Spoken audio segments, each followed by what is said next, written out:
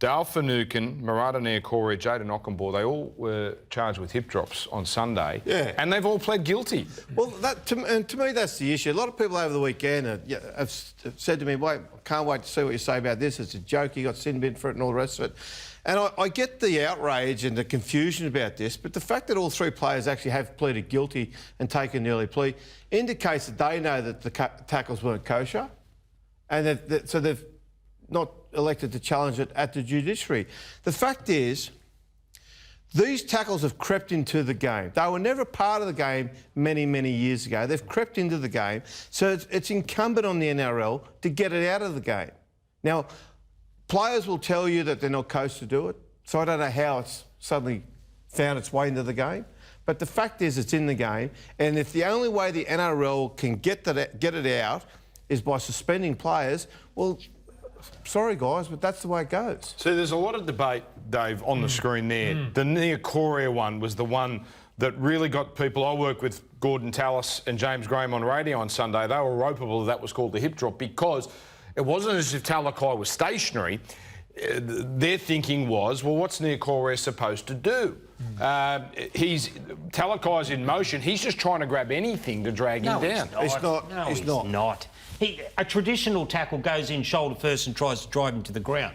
The three of these tackles that we've seen so far, they're all using their body to go down on the back of the leg. And if you look at the three people on the wrong end of these tackle, every one of them grimps in pain, and it looks like it could end in a really significant injury. If you look They're at that, not a safe tackle. If you look at that tackle there, that's a right tackle shoulder, and yet he somehow managed to flip it around onto his left shoulder to bring his body weight across the back of his legs. Kendi, I don't think you're going to get...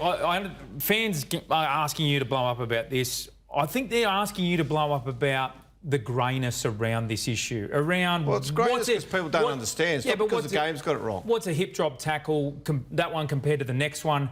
The collection of them all in the same basket is where the fans can't understand. The NRL has parameters compared to another one. The NRL has parameters, and I'm not a great fan of the way the system works at the moment, but it's the best system we've got. But the NRL has parameters about what takes you to a grade 1 and what takes you from grade 1 to grade 2 and so on with high tackles, the whole lot. They've got it's a well-worked system. They're quite clear on that. And if you sit down with people who understand it, they can sit there and they can talk you through it. Now, maybe it's the NRL's fault for not properly explaining it to the public. Maybe it's the public's fault for not actually going on NRL.com and actually having a look at Graham Annesley's explanations for all this and how he explains it. But the fact is that these tackles are illegal, the players know they're illegal, and the players are continuing to do them. Now, in that instance, as I said, that was a right tackle shoulder, but he somehow flipped it around to get his left shoulder into the tackle, which dragged his body across the back of his legs. And to Paul's point here, the fact that all three tackle players reacted, they knew exactly what had happened to them. So you can't play dumb on it.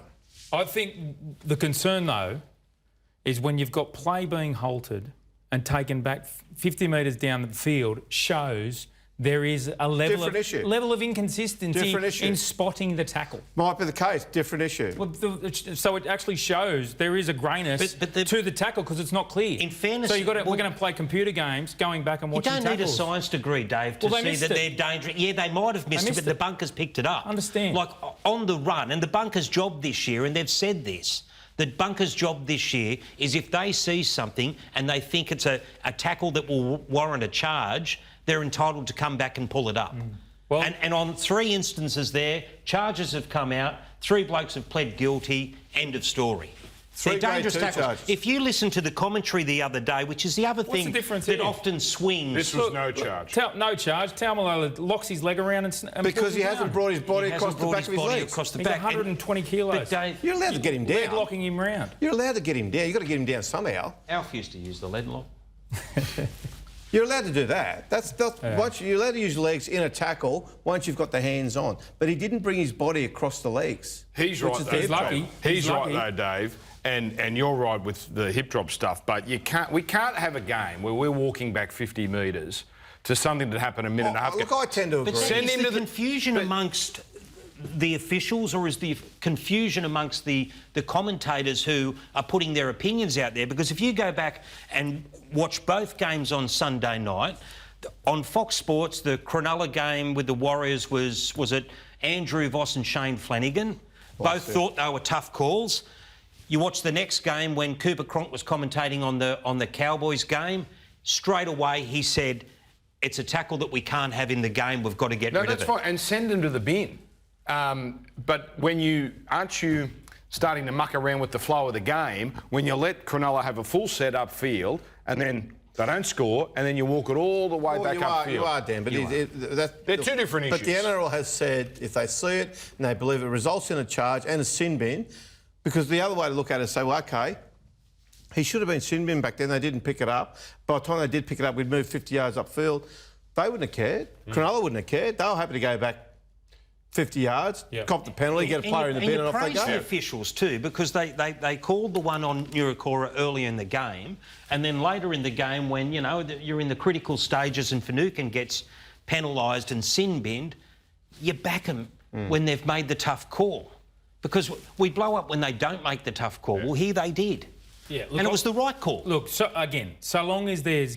I feel like this is a semi-crackdown. Don't say the C word. No, I reckon it's a semi-crackdown on hip drops because it's not a crackdown. We haven't seen this highlighted and games halted and brought back. You saw 3 though, Dave. What do you do? Ignore them? No, I'm not saying ignore them, but I'm just saying so long as there's now consistency because there's too much grey area.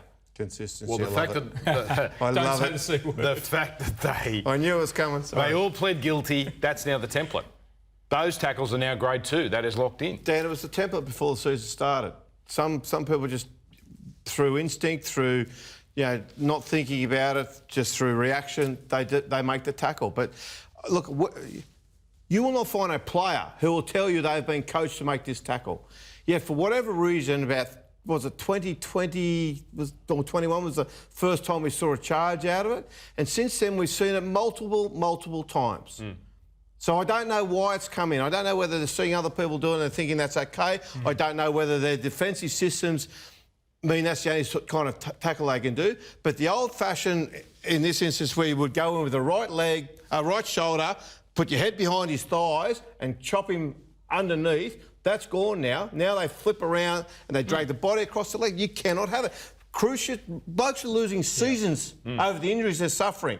You just cannot sit there and even try to forgive these guys who continue to tackle that way.